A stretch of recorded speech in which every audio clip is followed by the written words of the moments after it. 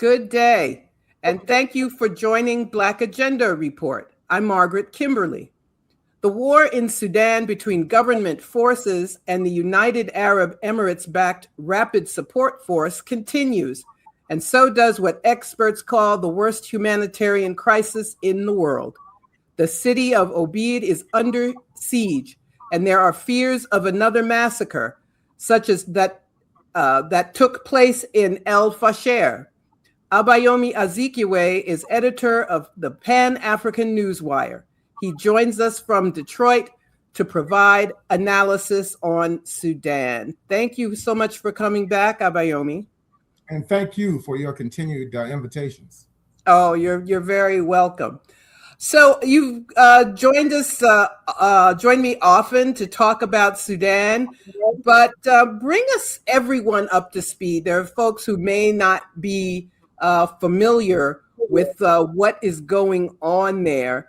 Explain the roots of this war, who is fighting whom and why. Just give us some background. The situation in Sudan is reflective of the legacy of colonialism and neocolonialism in Africa. Sudan is a former British colony. During the period of the early onslaught of British imperialism, the structure of domination was based upon divide and rule, divide and conquer. The northern part of the country was ruled differently and separately from the south of the country. And that is also true of the western Darfur region, as well as the eastern Port Sudan region. And of course, during the period of late 2018, the economic crisis inside the country worsened, largely as a result of the inconsistent foreign policy of Sudan under its former president, Omar Hassan al-Bashir, who now, it is reported, is still in detention over the last 7 years. What happened was that with the economy collapsing, and it largely collapsed because, as I mentioned before, a lack of consistency in foreign policy. About 25 years ago, Sudan was a united, emerging, oil-producing state. They had close ties with the People's Republic of China, with the Russian Federation, and also was a strong supporter in the Palestine Solidarity Movement. Because of its shift in foreign policy, even under the former President al-Bashir, they shifted and became involved in the Gulf Cooperation Council war against the people of Yemen, which occurred between 2015 all the way up until around 2021. When that war was largely settled due to the split between the United Arab Emirates and the Kingdom of Saudi Arabia, the government in Sudan, which has supported the Gulf Cooperation Council, wanted to switch back. They normalized relations with the former government in Syria that was headed by President Assad. They also wanted to renormalize relations with the Russian Federation. Nonetheless, by that time, the situation had deteriorated inside the country. Demonstrations erupted in late 2018 and early 2019 due to the rise in fuel prices, even though they're an oil-producing state, and also food prices and other commodities. Mass demonstrations erupted across the country. The government to resolve internal conflict, and as a result, mass organizations emerged: the Sudanese Professional Association, the Forces for Freedom and Change, and others. And as a result of that, elements within the military in Sudan, the Sudanese Armed Forces, overthrew former President Omar Hassan al-Bashir, and they set up a sovereign military council, thinking that this would put down the rebellions that were taking place in the mass demonstrations across the country. The people wanted genuine democratic rule, and they continued to protest. They were holding a large-scale sit-in outside the military headquarters in the capital of Khartoum, and they decided to break up those demonstrations through military force. The Sudanese Armed Forces, along with the Rapid Support Forces, massacred dozens, some people say hundreds of people in June of 2019 in order to put down this unrest. The country at that time was disintegrating into political chaos.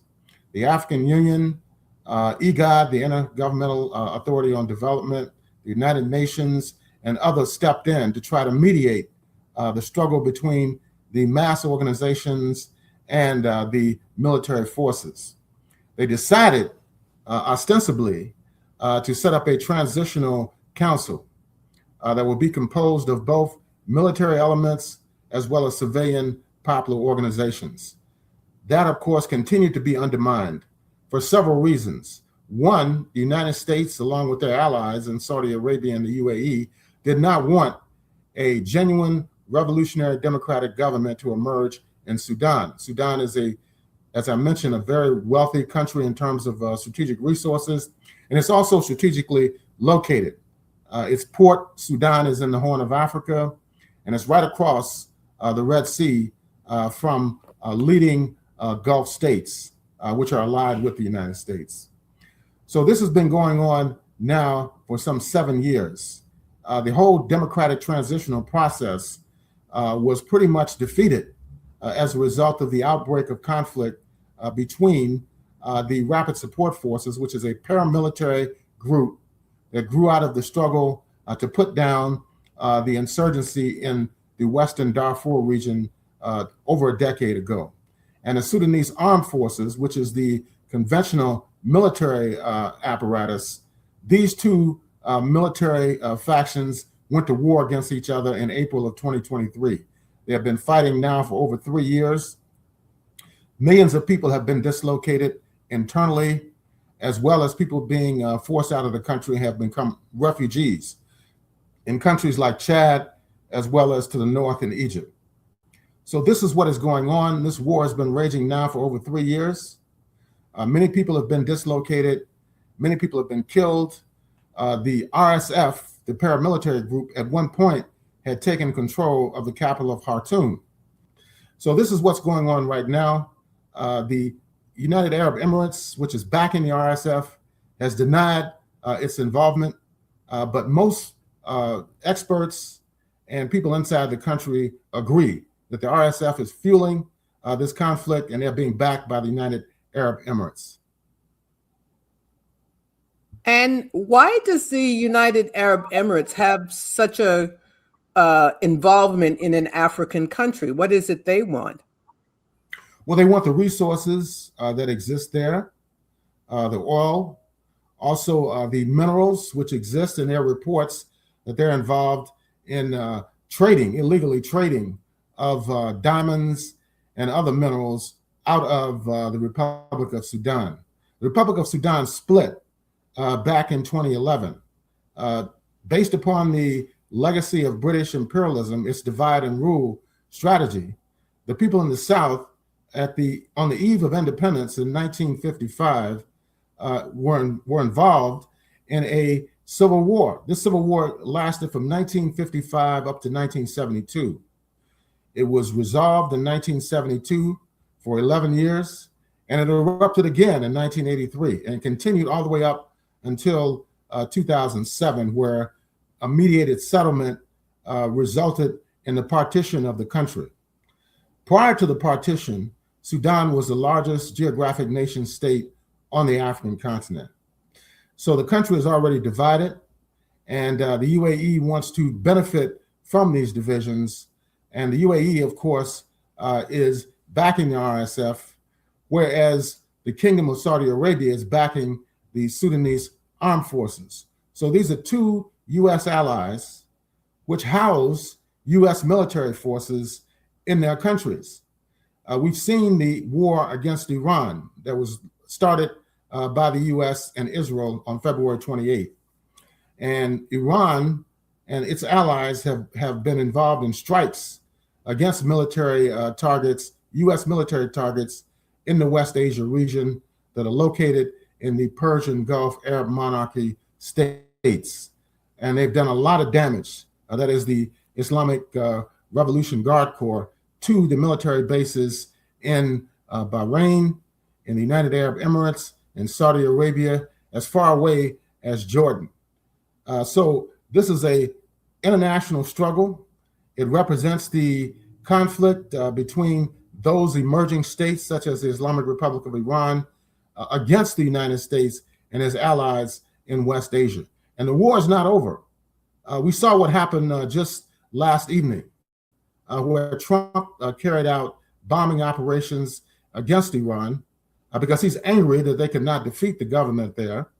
And he's also angry because the funeral of the late supreme leader, Saeed Ali Khamenei, attracted millions upon millions of people across Iran. Today, it is expanded to Iraq, the southern part of Iraq, which is a Shia stronghold around Najaf and Karbala. And he is angry because the lies that they have been telling, that the Iranian government had no support among the masses, have been revealed as untrue. And so now he's claiming that the so-called ceasefire, which really wasn't a ceasefire, it was a memorandum of understanding, has collapsed. So we'll have to see what happens in that region. But the UAE is involved. The Kingdom of Saudi Arabia is involved, and they want to dominate the Republic of Sudan. But what's unfortunate about the whole situation is that the democratic transformation of the country has been disrupted because the people who have the guns, the RSF and the SAF, are fighting each other, and actually inside Sudan, a country of 53 million people with enormous resources, strategically located, but it is being hampered by the intervention of imperialism and its allies. And you mentioned that the RSF forces had been in control of Khartoum, the capital city, but no longer are. Is that an indication that the state forces have the upper hand? Is it possible to say who is winning, who is has the best situation militarily? It's difficult to say at this time, even though the SAF has retaken Khartoum and the other twin city of Khartoum, Omdurman, which is a very beautiful area of the African continent. It's where the two Nile rivers meet in that region of the continent, very strategically located, a hub for tourism, and has been for decades. But it's difficult to say who has the upper hand because the RSF is waging struggles in other regions of the country outside the capital. We talked about North Darfur, which has been devastated, along with North Kordofan. So as long as they can keep the SAF busy in a defensive mode, then there won't be any real solution to the conflict. Now, the SAF is recognized generally as a legitimate government in Sudan from the standpoint that they have relations with the Russian Federation. The Chinese government recently committed to a redevelopment of the port at Port Sudan in the eastern part of the country. So they are still making deals with other states throughout the world. Nonetheless, these deals will be for naught if they cannot stabilize the situation inside the country. The problem is that it's been difficult to bring about any type of negotiated ceasefire or negotiated agreement because the Sudanese armed forces, headed by Abdel Fattah al-Burhan, is saying that the only solution is to wipe out the RSF. The RSF has been saying that they want a negotiated settlement, yet their activities on the ground does not indicate that that is the case.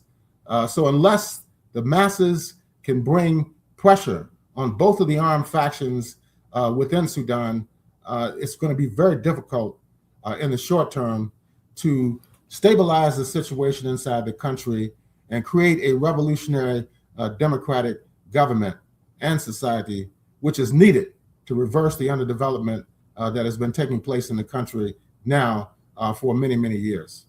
To me, the most important thing is that the suffering of the people end. While I can understand why the state doesn't want to negotiate, what does RSF want? Are they asking for to partition Sudan yet again? Is that why the state is so adamant about negotiating with them? They want a future role in the governance of Sudan. And based upon their behavior and their military operations, largely against civilians and also against the state apparatus, they have bombed, for example, hospitals. They have attacked refugee camps, internally displaced persons camps. All of this is going on, but they do want a future role in the governance of Sudan. And the SAF is against that. And I believe the majority of the people in Sudan would be opposed to that as well. The real solution is the elimination of military rule inside of Sudan. They have proven that they cannot effectively govern the country, but they do not want to relinquish control. They had an opportunity to do this between 2019 and 2023, and it was consistently thwarted. There was even a military coup against the interim government headed by Prime Minister Abdallah Hamdok. He was overthrown in an interim government which was pro-Western. It was so pro-Western that they even agreed under the previous Trump administration to recognize the state of Israel as a legitimate state. And when in fact in 1958, Sudan, during its early phase of independence, the parliament there passed an Israeli Boycott Act. So any government at this point that is not elected by the people has no right with the state of Israel, particularly for conducting genocide against the Palestinian people in Gaza and throughout the entire area of Palestine. They're also involved in Lebanon, carrying out genocidal policies there as well. They have killed leaders from Hezbollah, the Lebanese resistance, and also leaders of the Islamic Republic of Iran. UAE and the Kingdom of Saudi Arabia collaborating with the state of Israel. And of course, they have US bases in their countries as well. So this has to be looked at within a broader geopolitical context. And that is the only way this conflict is going to be resolved. Well, we know that the United States never wants democratic nations in Africa. They want states they can control. They want collaborator states. And so who does the United States want to see win, or do they care who wins? They want themselves to be dominant. They want the Zionist entity to have full reign in the Horn of Africa and in West Asia. In the Horn of Africa, for example, in Somalia, neighboring Somalia, the breakaway Somaliland territory has been recognized by the state of Israel as a legitimate state. Now, this is in contravention of the Somali government, which is based in Mogadishu. They've already sent an envoy to Somaliland, and Somaliland has sent an envoy to Tel Aviv.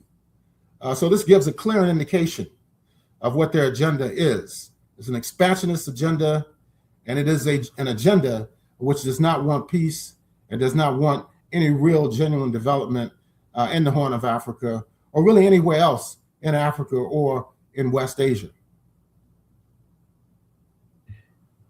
Yes, it's. I find it interesting. Israel is the only state that has recognized Somaliland, which is an indication. Even if you don't know anything about Somalia, you know that it's not legitimate. If the only state that recognizes it is Israel. But anyway, so it's kind of amusing, but it's not ironic. In that way, we know that Israel is never up to any good in Africa or any place else, as we have discussed. We know that this is a humanitarian crisis. You have spoken of the displacement of people internally and externally. In some months ago in Fasher, when the RSF overran the city, there were massacres. We know like the Israelis, they recorded their brutality, and there's fear that this will happen in the city of Obeid, which is now under siege. Are there any efforts to stop the war in general, or to stop this siege of Obeid, or has everyone in Africa and beyond given up? No, there have been many attempts since 2019 to resolve the internal problems in Sudan. Since 2023, when the fratricidal conflict between the RSF and the SAF erupted, many states, many regional organizations have been involved. The United Nations, IGAD, the East African Community, and the African Union. Yet it has not been resolved. And even the United States is claiming that they're involved trying to bring about a peaceful settlement to the conflict. But we know that the Trump administration fosters falsehoods consistently. Trump says he needs a Nobel Peace Prize because he's resolved 7 to 8 wars around the world. Where is the question? In Eastern Democratic Republic of Congo, the fighting is still continuing. In Palestine and Lebanon, it's still continuing. They're still attacking Iran. So they have not resolved anything. They have continued the same imperialist policies of successive U.S. governments. And in fact, the situation has worsened as a result of the blockage of the Strait of Hormuz, the ongoing conflicts around the Islamic Republic of Iran. We see what's going on in South Africa with the xenophobic or Afrophobic attacks that are taking place. It's undermining South Africa as a state. It's undermining African unity as a whole on the African continent. And we know who's behind this. It's the United States and Israel who is behind it. They've been attempting to destabilize South Africa for years. They accused, even under Biden, they accused the South African government of selling arms to the Russian Federation during the early phase of the special military operation. They've accused the government of President Cyril Ramaphosa of involvement in genocide against the white population in South Africa, even though they're putting out thousands upon thousands of migrants in the United States from the oppressed countries, places like Mexico, Venezuela, Haiti, Africa, etc. Yet they've granted asylum to white South Africans who want to come to the United States. So this is what's going on inside of Africa as a whole. They're causing havoc, they're causing divisions, and they're spreading lies, about what is actually going on the ground, not only in South Africa, but in Sudan and other countries throughout the entire Africa Union region. Yes, it's the white South Africans meet none of the criteria, literally none of the criteria of refugees who are to be admitted to the United States. But the Trump administration has declared they're the only refugees in the world who can come to the U.S. But that's a longer story. As we wind down, is there anything you wanted to mention that I didn't ask about? Well, that people have to look to alternative sources of information about the situation taking place in the Republic of Sudan and the Horn of Africa as a whole. There's very limited information that's coming out from the U.S. corporate media. Their main focus has been on undermining and destabilizing Iran and the resistance forces throughout the entire West Asia region. So there are other sources. For example, Sudan Tribune is one source, and there are others that can be accessed to find out what is actually going on the ground. Trump is distorting the whole international situation. They're utilizing various mechanisms to foster U.S. imperialist domination, whether it's the corporate media, whether it's their own military apparatus, psychological warfare, and a total effort to confuse what is going on in West Asia and in the Horn of Africa. So people need to seek out alternative sources of information to really find out what is going on in Sudan. And people need to speak out against the role of the United States, the State of Israel, the United Arab Emirates, and the Kingdom of Saudi Arabia, all of whom allies, and all of whom want to hamper development in Africa as well as in West Asia as a whole.